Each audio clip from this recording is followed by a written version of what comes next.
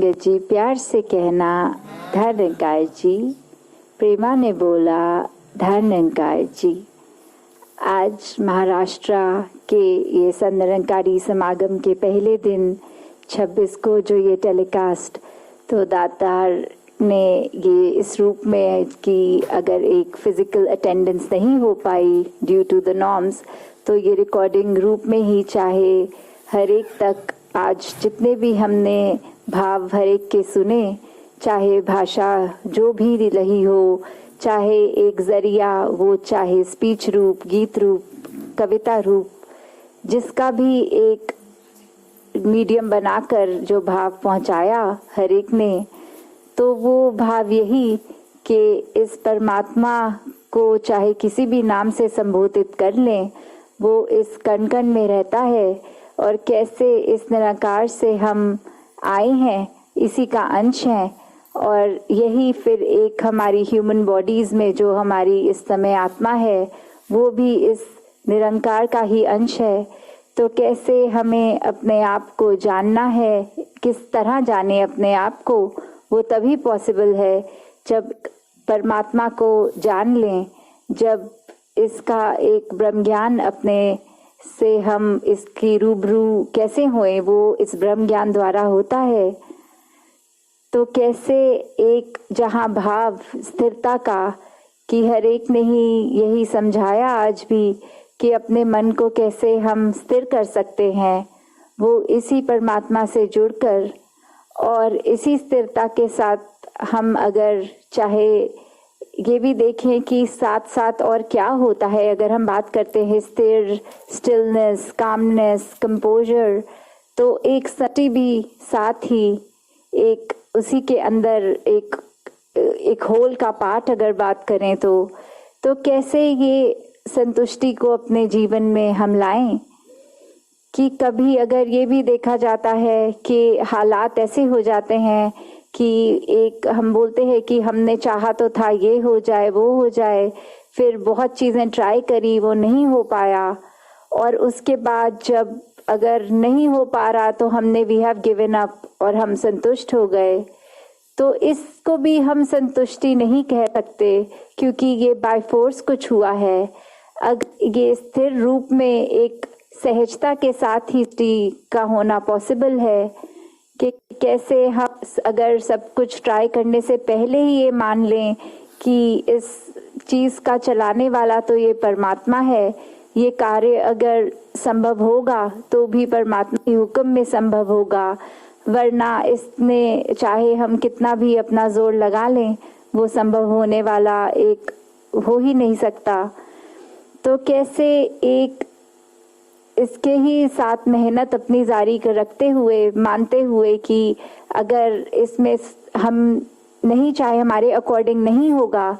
तो भी एक मन में ये संतुष्टि का भाव, तो ये सरेंडरेंस के साथ आना, तो वो पॉजिटिवली सच्चे मायने में संतुष्टि कहलाएगी। जैसे इसी पे एक कहानी भी एग्जाम्पल के तौर पे, कि दो फकीर जब जा रहे कहीं सुबह और शाम को आते हैं अपने घर, तो देखते हैं कि उनके घर की जो एक झोपड़ी कह लें कि खेत में एक हे से बनाई हुई, तो वो हवा आंधी इतनी तेज कि आधी झोंपड़ी उनकी गिर गई। तो उनमें से एक शिष्य तो ऐसे मन में ख्याल रख रहा कि हम तो परमात्मा का नाम भी लेते हैं, इसके गुण भी गाते हैं, तो भी परमात्मा ने हमारे साथ ऐसा किया कि हमारी आधी झोपड़ी ही एक गिर गई, एक यूज में नहीं अब आ सकती, कितनी मेहनत से खड़ी करी थी।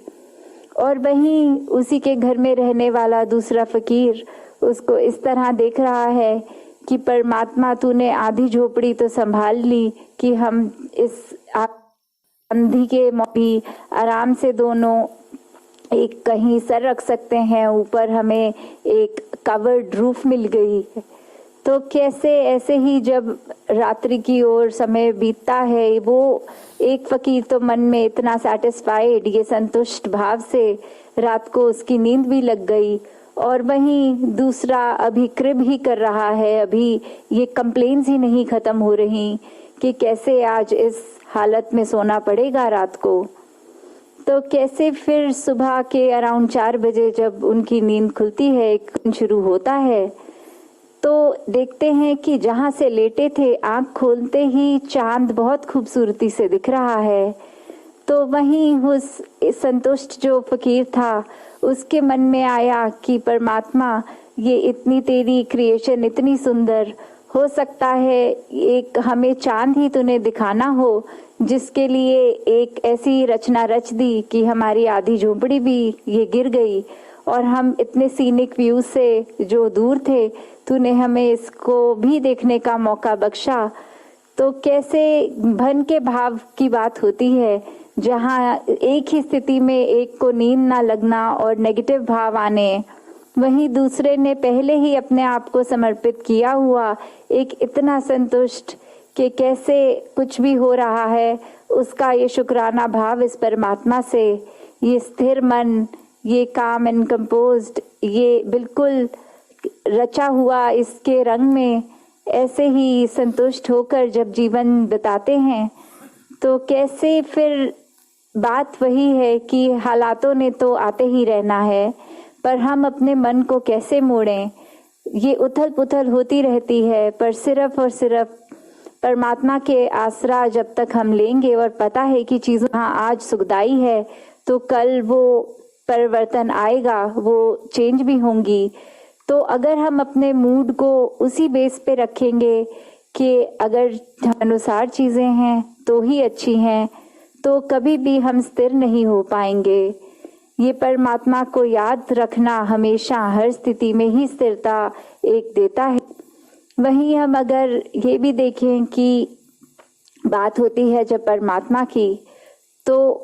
क्या कहा जाता है, काफ़ी मानते हैं ऐसा कि परमात्मा देखा नहीं जा सकता, पर ऐसा नहीं है। परमात्मा को देख सकते हैं और ये आज की बात नहीं, युगों युगों से भी। क्यों एक मीराबाई गा के बोलती है कि मैंने राम रतन धन पायो, तो ये पायो की बात कि ये मिला है, ये परमात्मा मिलता है। और वैसे ही अभंग रचना में ज्ञानेश्वर जी ने भी हरि पाहिला रे जो बोला कि इसको देखा जा सकता है, इसको पाया जा सकता है, इसको जाना जा सकता है। तो उसी परमात्मा को अगर हम देखें कि ये उसी परमात्मा नहीं, ये इसी परमात्मा है, जहाँ ये हमारी आंखों के रूबरू है, सामने है, बिल्कुल देखा जाया जा सकता है और पाया जा सकता है। एक इस हरि को जब तक हम मान लें कि वो एग्जिस्ट करता है, तो उसको रूबरू देखकर फिर उसका बन के उसका हर एक में उसको देखकर फिर एक हरि को जो पा लिया, तो फिर वो ऐसा धन है जो राम रतन धन है कि इतना जो कभी घटेगा नहीं, ऐसा धन हमेशा हम हर पल में इसका प्रयोग करेंगे, इसको याद रखेंगे तो जीवन में सफल होना ही है। और जहाँ ये डे टू डे ये इंद्रियों की भी हमारी बात आती है कि 5 सेंसेस कैसे हमारे हर मिनट अपने आप को परसीव करने के लिए कुछ भी आसपास हो, तो इसी के योगदान से हम एक स्थिति को महसूस उस तरह कर सकते हैं। तो उस पे भी एक बात कि कैसे एक मक्खी अगर हम देखें तो मक्खी एक हमेशा व्याकुल सी ही दिखती है, कभी एक तरफ बैठती है फिर उड़ के आके एक अपना राग गा के दूसरे पे चीज पे बैठ गई। और वहीं अगर एक हाथी को देखा जाए तो भी एक मस्त हाथी भी बोला जाता है कि अपने काम में जो कर रहा है वैसा ही कर रहा है। तो उसी पे एक कहानी ऐसी कि एक हाथी अपने आराम से पत्ते खा रहा है, पेड़ से केले निकाल के खा रहा है, वहीं एक मक्खी भिन भिन आती हुई के पास जब आई तो उसने आराम से कान हिला के वो मक्खी को उड़ा भी दिया और अपने खाना जैसा खा रहा था वो खाता चला गया। जब ऐसा बार बार हुआ तो वो हाथी ने देखा कि ये मक्खी इतनी बेचैन क्यों हो रही है, तो उससे पूछा कि ऐसा आपको क्या हो रहा है जो आप आराम से स्थिर नहीं हो पा रहे हैं। तो वही मक्खी कहती है कि मेरे को कुछ भी चीज़ दिख जाती है, कुछ सूंघ लेती हूँ, कुछ ऐसा कुछ भी विजन के आगे मेरे आता है, तो मेरा ये जो सारी इंद्रियां हैं ये मेरी अटेंशन एक काम पे नहीं रहने देती, मैं सूंघ कर कुछ कहीं पहुंच जाती हूँ, कुछ नया देख के वहां उड़ाती हूँ, तो मैं अपनी इंद्रियों के काबू में हूँ। तो फिर हाथी यही बात उस मक्खी को समझाते हुए कि इंद्रियां तो मेरे पास भी हैं, पर मैं इंद्रियों के काबू में नहीं हूँ, मैं इंद्रियों को काबू कर लेता हूँ। मैं अपने खाने में इस समय इतना व्यस्त कि मेरे को और कुछ भी दिक्कत हो रही है तो कुछ पता नहीं लग रहा, सिर्फ टोटली फोकस्ड एक खाने में हूँ। तो उसी तरह एक भाव हमारे भी, अगर हम ह्यूमन बॉडी में भी देखें कि कैसे एक जो हमारे सेंसेस हैं ये हमारे लिए बहुत ही फायदे हैं कि अगर हम कुछ खा भी रहे होते हैं तो वो अगर टेस्ट उसका थोड़ा खराब हो तो हमें पता लग जाता है ये बासी हो गई है चीज़, या कोई चीज़ एकदम सूंघने से भी या देखते ही कि उस पे उल्ली लग गई है, या इस तरह कुछ भी चीज़ से वो प्रोटेक्टिव बात आ जाती है कि हम अपने बॉडी में ये सिस्टम में कुछ गलत चीज़ एंटर नहीं करने देते। तो जहाँ ये इंद्रियां बहुत ही एक ज़रूरी मीडियम है हमारे शरीर को ठीक तरह चला हम यापन कर सकेंगे, तो दातार कृपा करे कि एक परमात्मा को ही आधार मानते हुए जहाँ सेवा, सत्संग, सुमिरन ये करते चले जाएं, उससे फ़ायदा सिर्फ हमारा ही है। क्योंकि जब सेवा करेंगे तो भी वो मन से चीज़ शुरू हुई कि हमने एक अपने आप से निकलना है, एक हम किसी के लिए कुछ करने के लिए वो सेवा भाव रखें, और सुमिरन सिर्फ अपने एक अपने आप को बैलेंस रखने के लिए कि ये परमात्मा याद रहे, तो वो सिमरन का एक योगदान उस तरह। और जहाँ सत्संग की बात है तो वो एक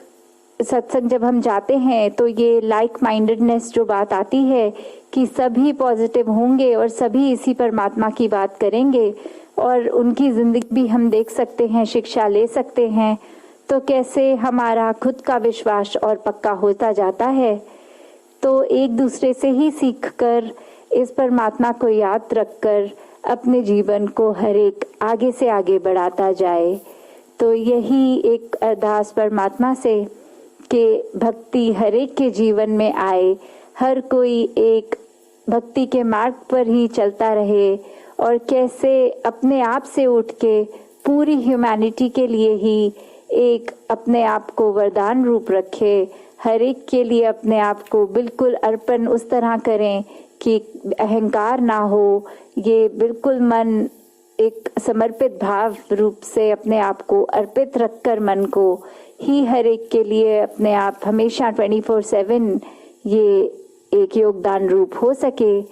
तो हर एक के लिए जहाँ यही कामना कि परमात्मा तो हमेशा ये आशीर्वाद रूप दे ही रहा है, अब हम अपनी झोली में ये आशीर्वाद को किस तरह लें वो हम पे है कि मिलना तो हर कुछ अच्छा ही है, पर जब मिल जाता है तो हम उसको पॉजिटिवली ही लें। तो वही सच्चा आशीर्वाद है कि कैसे ये ब्रह्म ज्ञान तो सभी को एक जैसा मिला है, फिर उसमें से ही हमने अगर एक हमारा मन हमें दूसरी डायरेक्शन में लेके जा रहा है तो हमने ही एनालाइज करना है कि ये ब्रह्म ज्ञान टिका है कि नहीं टिका। तो ये जैसे परमात्मा ने सभी को सब बराबर मन में एक सेटिस्फैक्शन, एक स्थिरता, एक संतुष्टि का भाव बख्शा है, पर वो बात हमारे ही चेतनता, विवेक और हमारे अंदर सरेंडरेंस भावना वो एक आनी, तो उसी पे टिका है कि दातार को याद रखें और इसके शुक्राने भाव में हमेशा रहें। साथ संगत जी, धन निरंकार जी।